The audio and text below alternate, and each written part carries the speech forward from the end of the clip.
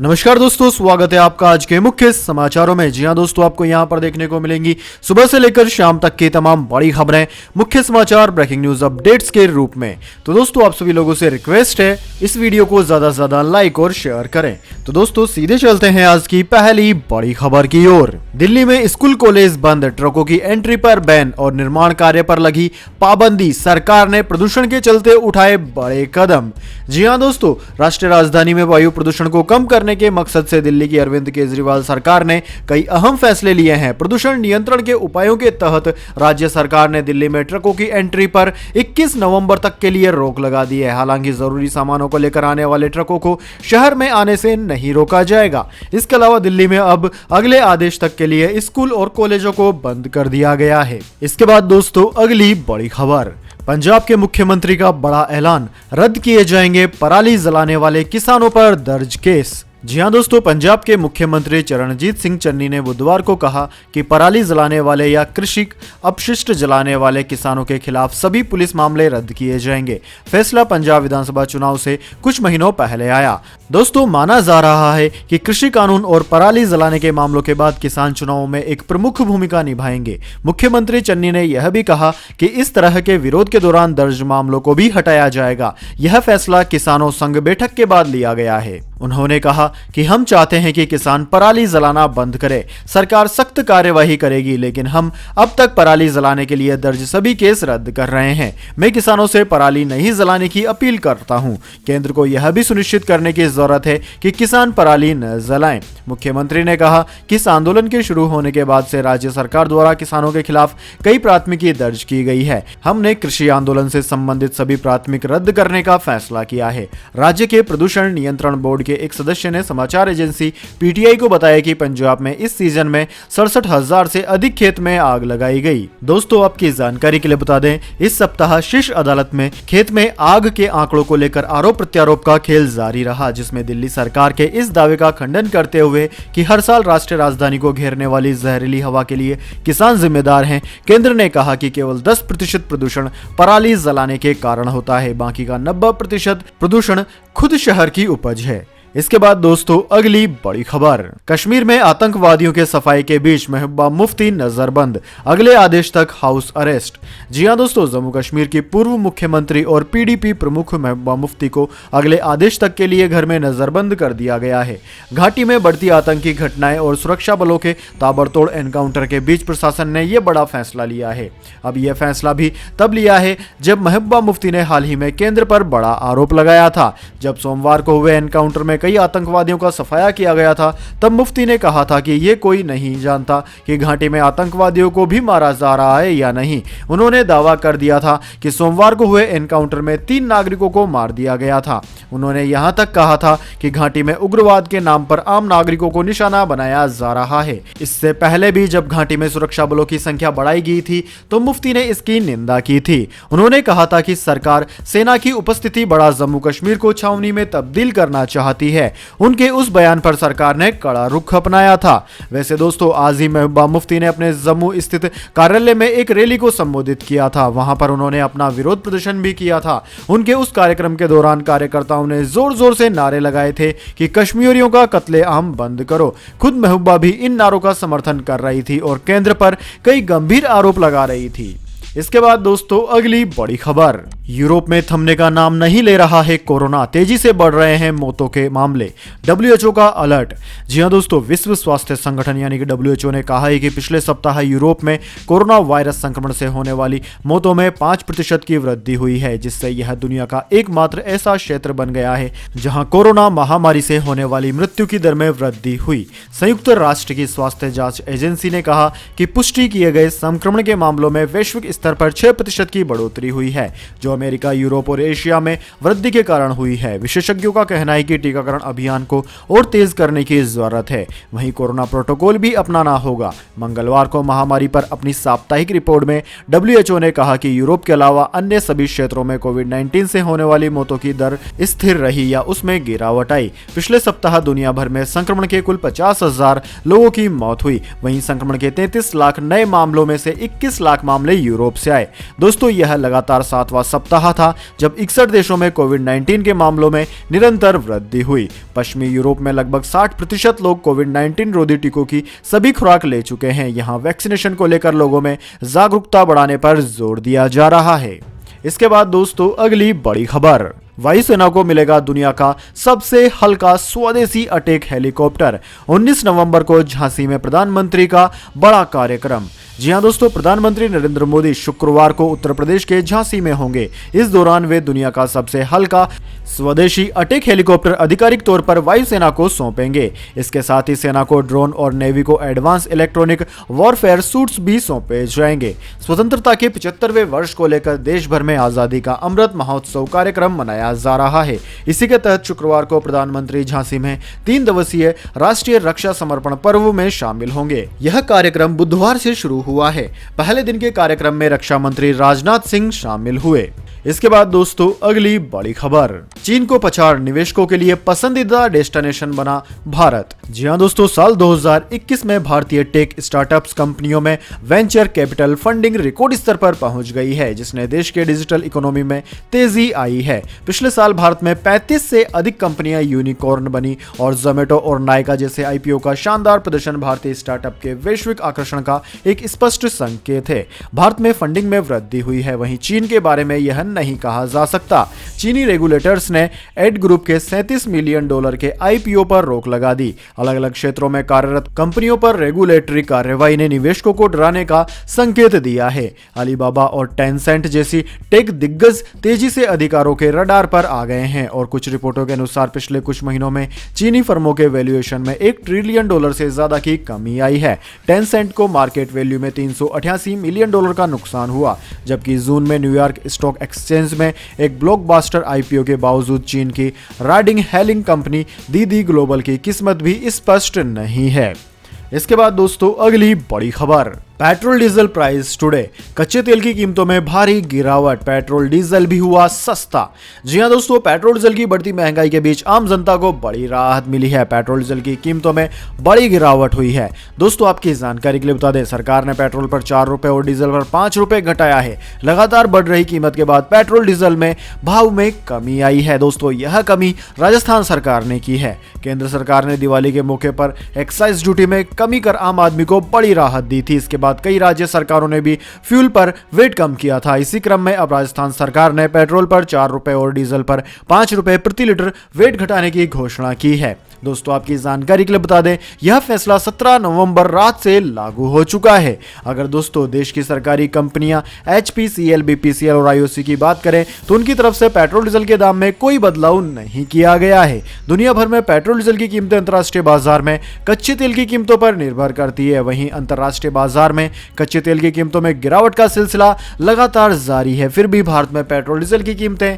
सस्ती नहीं हो रही है। इसके बाद दोस्तों अगली बड़ी खबर, सलमान खुर्शीद के हिंदुत्व वाले बयान पर आई प्रियंका गांधी की प्रतिक्रिया। जी हां दोस्तों, कांग्रेस महासचिव प्रियंका गांधी वाड्रा ने पार्टी के वरिष्ठ नेता सलमान खुर्शीद के हिंदुत्व को लेकर दिए गए विवादित बयान से पल्ला झाड़ लिया है। उन्होंने ABP न्यूज से की गई खास बातचीत में कहा कि सलमान खुर्शीद का बयान उनकी निजी सोच है। यह जरूरी नहीं है कि हर कोई उनसे इत्तेफाक रखे। ABP न्यूज से बात करते हुए उन्होंने सलमान खुर्शीद का खुलकर तो विरोध नहीं किया, लेकिन इशारों में यह जरूर कहा कि वह उनकी राय से इत्तेफाक नहीं रखती है। उनसे जब यह पूछा गया कि क्या सलमान खुर्शीद जैसे नेताओं का बयान उनकी मेहनत को बेकार कर देता है, तो उस पर उन्होंने कहा कि कोई क्या करता है यह उसकी निजी सोच हो सकती है। प्रियंका गांधी ने कहा कि वह अपनी आस्था के मुताबिक मंदिरों और धार्मिक स्थलों पर जाती है। इसी के तहत आज उन्होंने चित्रकूट में कामतानाथ की 5 किलोमीटर लंबी परिक्रमा की है। दोस्तों आपकी जानकारी के लिए बता दें, सलमान खुर्शीद ने अपनी किताब sunrise over Ayodhya nationhood in war times में आतंकवादी संगठन बोको हरम और ISI की तुलना हिंदुत्व से की है। इसको लेकर विवाद हो रहा है। इसके बाद दोस्तों रुक करते हैं अगली बड़ी खबर का, लेकिन उससे पहले मेरी आपसे एक छोटी सी रिक्वेस्ट है। अगर दोस्तों आपको अभी तक हमारी न्यूज पसंद आई है तो इसे एक छोटा सा लाइक जरूर दे दें, और अगर आपको पसंद नहीं आई है तो बेशक आप डिसलाइक भी कर सकते हैं।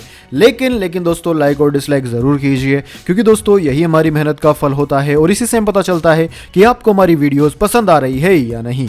तो दोस्तों जल्दी से जान लेते हैं अगली बड़ी खबर। फिर से खुला करतारपुर कॉरिडोर, पाकिस्तान में दरबार साहिब पहुंचा सिख श्रद्धालुओं का पहला जत्था। जी हां दोस्तों, करतारपुर कॉरिडोर खुलने के बाद बुधवार को निकला सिख श्रद्धालुओं का पहला जत्था दरबार साहिब गुरुद्वारे पहुंच गया है। यह गुरुद्वारा पाकिस्तान के नारोवल जिले में स्थित है। भारत में पाकिस्तानी उच्चायोग ने ट्वीट कर कहा है कि भारतीय सिख श्रद्धालुओं का पाकिस्तान गर्मजोशी से स्वागत करता है।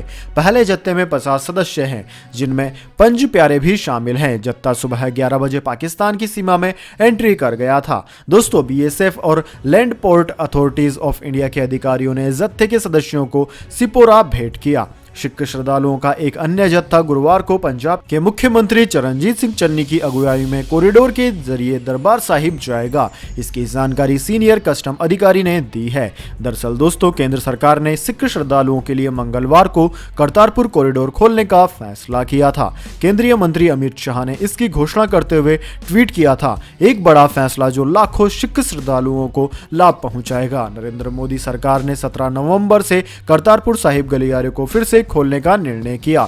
गृह मंत्री ने कहा कि यह फैसला गुरु नानक देव जी और सिख समुदाय के प्रति मोदी सरकार की अपार श्रद्धा को दर्शाता है। इसके बाद दोस्तों, अगली बड़ी खबर, इंटरनेशनल कोर्ट के दबाव में झुका पाकिस्तान, जेल में बंद कुलभूषण जाधव को मिलेगा ये अधिकार। जी हां दोस्तों, साल 2017 से पाकिस्तान की जेल में बंद कुलभूषण जाधव को बड़ी राहत मिली है। दरअसल एक पाकिस्तानी संसद की संयुक्त बैठक ने कुलभूषण जाधव को अंतर्राष्ट्रीय न्यायालय यानी कि आईसीजे के निर्णय के अनुसार अपील करने का अधिकार देने के लिए एक विधेयक पारित किया है।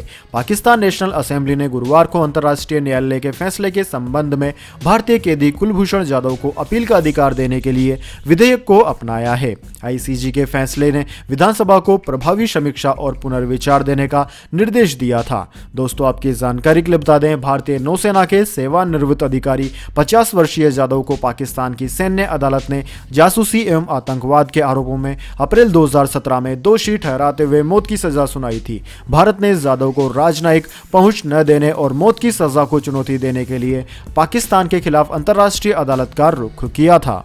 इसके बाद दोस्तों, अगली बड़ी खबर, अमेरिका ने भारत आने वाले अपने नागरिकों के लिए कही बड़ी बात, पाकिस्तान का भी किया जिक्र। जी हां दोस्तों, अमेरिका ने अपने नागरिकों के लिए ट्रैवल एडवाइजरी जारी की है, जिसमें भारत और पाकिस्तान का जिक्र है।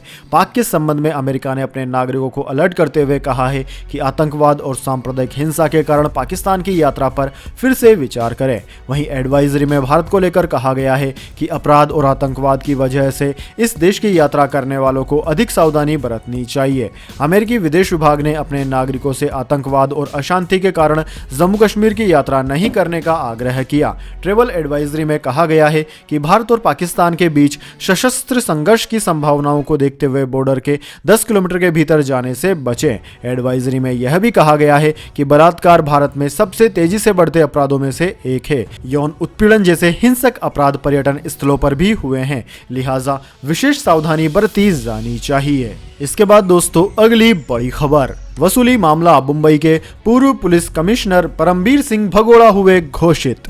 जी हां दोस्तों, मुंबई के पूर्व पुलिस कमिश्नर परमबीर सिंह को भगोड़ा घोषित कर दिया गया है। सरकारी वकील शेखर जगताप ने बताया कि कोर्ट में उनकी एप्लीकेशन को इजाजत दी गई है। जगताप ने बताया कि मुंबई की एक्सप्लेन्ड कोर्ट ने पूर्व पुलिस आयुक्त परमबीर सिंह को भगोड़ा अपराधी घोषित करने के मुंबई पुलिस के आवेदन को स्वीकार कर लिया है। मामले की जांच कर रही मुंबई पुलिस की अपराध शाखा ने यह कहते हुए भारतीय पुलिस सेवा के अधिकारी सिंह को फरार घोषित किए जाने का अनुरोध किया था कि उनके खिलाफ गैर जमानती वारंट जारी होने के बाद भी उनका पता नहीं लगाया जा सका है। दंड प्रक्रिया संहिता की धारा 82 के तहत अदालत द्वारा उद्घोषणा प्रकाशित किए जाने पर आरोपी को हाजिर होने की आवश्यकता होती है। अगर उसके खिलाफ जारी वारंट की तालीम नहीं हो पाई तो धारा 83 के तहत उद्घोषणा प्रकाशित किए जाने के बाद अदालत एक आरोपी की संपत्ति जब्त करने का आदेश दे सकता है। गोरेगांव थाने में दर्ज मामले में पूर्व सहायक पुलिस निरीक्षक सचिन वाजे भी आरोपी है। परमबीर सिंह के अलावा सह आरोपी विनय सिंह और रियाज भट्टी को भी अतिरिक्त मुख्य मेट्रोपॉलिटन मजिस्ट्रेट एसबी भाजीपले ने फरार घोषित किया है। इसके बाद दोस्तों, अगली बड़ी खबर, तमिलनाडु में रेड अलर्ट जारी, चेन्नई समेत 4 जिलों में भारी बारिश की है चेतावनी। जी हां दोस्तों, भारतीय मौसम विज्ञान विभाग यानी कि इंडियन मेट्रोलॉजी डिपार्टमेंट ने तमिलनाडु के जिलों और दक्षिण आंध्र प्रदेश के जिलों में भारी बारिश की चेतावनी जारी की है। चेन्नई सहित 4 अन्य पड़ोसी जिले तिरुवल्लुर, कांचीपुरम, चेलनपेट, कोड्डालम और विल्लुपुरम के लिए रेड अलर्ट घोषित किया गया है। गुरुवार को कम दबाव का क्षेत्र धीरे धीरे दक्षिण पूर्व की ओर बढ़ जाएगा। बुधवार की रात चेन्नई एक बार फिर भारी बारिश की गिरफ्त में आ सकती है। बंगाल की खाड़ी के ऊपर एक कम दबाव का क्षेत्र बन रहा है जो तट के करीब है। मौसम का अनुमान है कि बुधवार को हल्की आंधी के साथ 5 से 75 मिमी बारिश हो सकती है। इस बीच चेन्नई और पड़ोसी जिलों में भारी बारिश के अनुमान के चलते चेंबर बक्कलम और पुझाल जलाशय में 2000 क्यूसेक पानी बढ़ा दिया गया है और जलाशय के किनारे रहने वालों को चेतावनी भी जारी कर दी गई है। इसके बाद दोस्तों अगली बड़ी खबर, बीपीसीएल सहित 6 सरकारी कंपनियों के लिए जनवरी तक जारी हो जाएगा टेंडर, प्राइवेटाइजेशन प्रोसेस होगा शुरू। जी हां दोस्तों, केंद्र की मोदी सरकार बीपीसीएल, बीईएमएल और शिपिंग कॉर्प समेत 6 केंद्रीय सार्वजनिक उपक्रमों के निजीकरण यानी कि प्राइवेटाइजेशन के लिए जनवरी 2021 तक फाइनेंशियल टेंडर जारी करेगी। पीटीआई की खबर के मुताबिक निवेश और सार्वजनिक परिसंपत्ति प्रबंधन विभाग के सचिव तुहित कांत पांडे ने बुधवार को यह जानकारी दी। पांडे ने कहा कि इन केंद्रीय सार्वजनिक उपक्रमों के लिए बोलियां लगाने को निजी कंपनियों को भी आमंत्रित किया गया है। खबर के मुताबिक पांडे ने सीआईआई वैश्विक आर्थिक नीति सम्मेलन 2021 को संबोधित करते हुए कहा कि 19 सालों के बाद इस साल 5 से 6 सरकारी उपक्रमों का प्राइवेटाइजेशन देखने को मिलेगा। इसके बाद दोस्तों अगली बड़ी खबर, गोल्ड सिल्वर प्राइस टुडे, सोना हुआ सस्ता, चांदी भी हुई सस्ती। जान लीजिए क्या है ताजा दाम।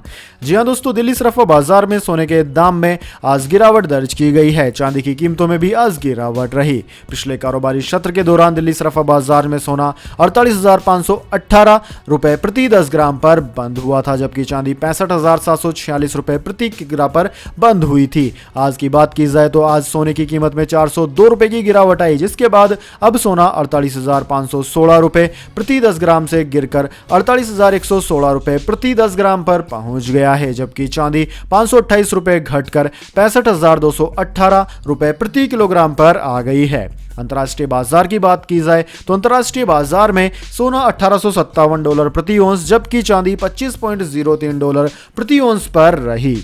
इसके बाद दोस्तों अगली बड़ी खबर, स्टॉक मार्केट अपडेट, शेयर बाजार में गिरावट, सेंसेक्स 314 अंक लुढ़का 17,898 पर बंद हुआ निफ्टी। जी हां दोस्तों, बुधवार को शेयर बाजार गिरावट के साथ लाल निशान पर बंद हुए। बीएसई का निवेदित सूचकांक सेंसेक्स 314.04 अंक यानी कि 0.52% टूटकर 60,008.33 पर बंद हुआ। वहीं एनएससी का निफ्टी 100.55 अंक यानी कि 0.56% गिरकर 17,898.65 पर बंद हुआ। दोस्तों बीएसई के 30 शेयरों में से 10 में तेजी और 20 में गिरावट रही। सबसे ज्यादा मारुति का शेयर चढ़ा, वहीं सबसे बड़ी गिरावट एक्सिस बैंक के शेयर में रही। तो दोस्तों यह थी आज की तमाम बड़ी खबरें। इसके बाद दोस्तों बारी आती है आज के माइंड क्विज क्वेश्चन की। जी हाँ दोस्तों, एक आसान से सवाल का जवाब देकर आप जीत सकते हैं एक अमेजिंग सरप्राइज गिफ्ट हमारे यूट्यूब चैनल की ओर से। तो दोस्तों आज का सवाल आपकी स्क्रीन पर आ चुका है। सब इंस्पेक्टर के वर्दी में कितने सितारे होते हैं? जी हाँ दोस्तों, आप जानते हैं सब इंस्पेक्टर के कंधों पर कितने सितारे होते हैं? तो जल्दी से कमेंट बॉक्स में लिख दीजिए। अगर दोस्तों आपका जवाब होता है एकदम सही और आप चले जाते हैं लकी विजेता के रूप में, तो आपको मिल सकता है एक अमेजिंग सरप्राइज गिफ्ट हमारे यूट्यूब चैनल की ओर से। तो दोस्तों जल्दी से अपना उत्तर कमेंट बॉक्स में लिख दीजिए, वीडियो लाइक कर लीजिए और चैनल को सब्सक्राइब करके बेल आइकन भी दबा लीजिए। धन्यवाद। वंदे मातरम, जय हिंद, जय भारत।